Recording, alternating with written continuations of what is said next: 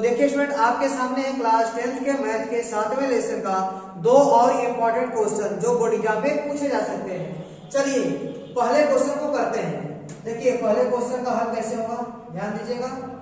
पहले क्वेश्चन को हल करते हैं, ठीक है। क्या लिखा है, बिंदु -4,6 बिंदुओं -6,10 और 3,-8 को जोड़ने वाले रेखाखंड को किस अनुपात में बांटता है। देखिए कहने का क्या सेंस है, -6,10 और 3,-8 इन दोनों बिंदुओं को मिलाने वाले रेखाखंड को -4,6 किस अनुपात में बांटता है, वो हमको ज्ञात करना है। मान लीजिए इसका नाम है ए, इसका नाम है बी, इसका नाम लिख दीजिए पी। अब पता नहीं कि पी ए बी को किस अनुपात में बांट रहा है। मान लीजिए कि M1 संबंध M2 में बांट रहा है। देखिए इधर M1 मान लिया, इधर M2 मान लिया, तो जिस साइड हम लोग M1 मानते हैं उस साइड के बिंदु को x1 y1 मानते हैं, और जिस साइड M2 मानते हैं उधर के बिंदु को x2 y2 मानते हैं। तो और इसको आप मानेंगे xy। तो देखिए क्या फार्मूला होता है, x बराबर M1 x2 plus M2 x1 बटे M1 प्लस M2, ठीक है। और y बराबर क्या होता है, M1 y2 plus M2 y1 और अपान M1 प्लस M2। उससे भी काम चल जाएगा, मुझको लगता है कि एक ही से निकाल देंगे तो काम बन जाएगा। चलिए x का मान कितना है, -4 बराबर M1 का मान नहीं पता है, x2 का मान पता है 3, उसको लिख दीजिए, प्लस M2 लिख दीजिए, x1 का मान है -6, इसको लिख दीजिए, बटे M1 प्लस M2, ठीक है। अब देखिए बटे 1 करके त्रिया गुणा कर दीजिए।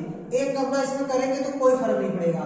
एक कितना आ जाएगा आपका 3M1, और -6 का गुणा M2 करेंगे तो -6M2 हो जाएगा, ठीक है। बराबर -4 का गुणा जब कीजिए -4M1 और -4 का गुणा M2 कीजिए तो -4M2। अब देखिए M1 को एक साइड कीजिए, M2 को एक साइड, ये हो गया आपका 3M1, ये -4M1 इधर आएगा तो +4M1 हो जाएगा, बराबर ये -6M2 उस साइड जाएगा तो +6M2 हो जाएगा, और -4M2 यहाँ बचा हुआ है, ठीक है।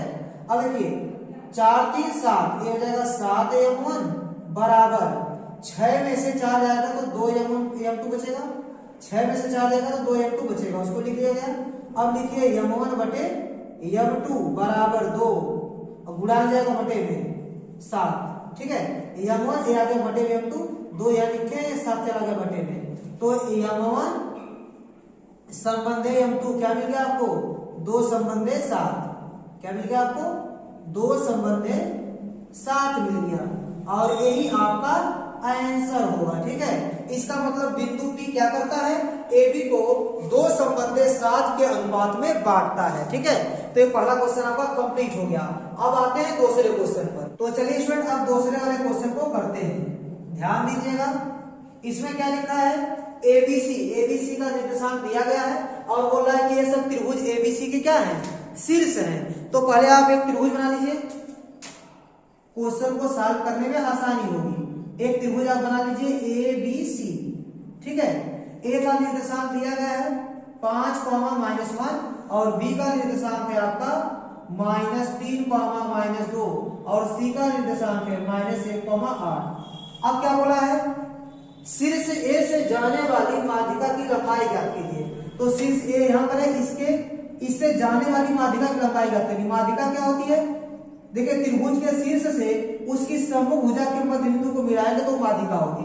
तो A से BC के मध्य बिंदु को मिला दीजिए, माना BC का मध्य बिंदु M है, ठीक है। तो AM आपका क्या हो जाएगा, माध्यिका हो जाएगा। आपको उसी माध्यिका की लंबाई ज्ञात करनी है, AM की लंबाई आपको ज्ञात करनी है। तो ध्यान दीजिएगा, A का निर्देशांक पता है, यदि आपको M का निर्देशांक पता हो जाएगा तो आप AM की लंबाई आराम से ज्ञात कर लेंगे। तो एक काम कीजिए, पहले M का निर्देशांक ज्ञात कीजिए। देखिए M का निर्देशांक कैसे मिलेगा, M आपका क्या है, BC का मध्य बिंदु, आप लिख सकते हैं, क्योंकि M क्या है, M BC का मध्य बिंदु है, मध्य बिंदु है, इसलिए आप बोल सकते हैं कि M का निर्देशांक क्या आएगा, दोनों का भुज जोड़ के आधा कीजिए, -3 -1/2 भुज मिल जाएगा, और कोटि जोड़ के आधा कीजिए, -2 और +8/2, ठीक है, तो m बराबर आपको क्या मिल जाएगा, देखिए -3 -1 -4/2 और यहाँ कितना आएगा -2 + 8 है तो +6 आएगा 6/2। देखिए आपको क्या मिलने वाला यहाँ पर है 2 दूनी 4 -2 और 2 दिया 6, ये मिल गया -2,3, तो m मिल गया आपको -2,3। अब आराम से आप माध्यिका am का मान निकाल सकते हैं। तो am का मान निकालिए, देखिए दो बिंदुओं के बीच की दूरी से आप am का मान निकाल सकते हैं। देखिए एक बिंदु आपका है 5, -1 और दूसरा बिंदु है -2,3।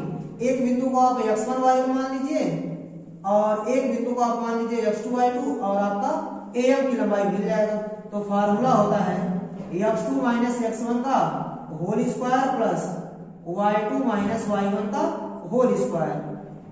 अब देखिए x2 का मान कितना है, x2 का मान है -2, फिर माइनस x1 का मान कितना है 5, तो -2 - 5 का होल स्क्वायर प्लस y2 का मान कितना है 3 माइनस y1 का मान कितना है -1, तो -1 रखिए तो माइनस प्लस हो जाएगा इसका होल स्क्वायर।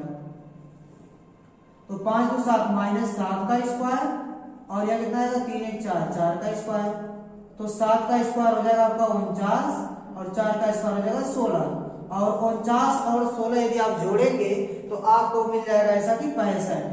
ठीक है, तो करड़ी में 65 मात्रक आप लिख सकते हैं, यही आपका आंसर होगा। ठीक है, तो इस प्रकार आपके दोनों क्वेश्चन लग गए। ठीक है, तो उम्मीद करता हूं कि ये सब क्वेश्चन आपको अच्छे से समझ में आ रहे होंगे। तो मेरा वीडियो देखने के लिए आपका बहुत बहुत धन्यवाद। प्लीज आप मेरे चैनल को लाइक कीजिए, शेयर कीजिए और सब्सक्राइब कीजिए। धन्यवाद।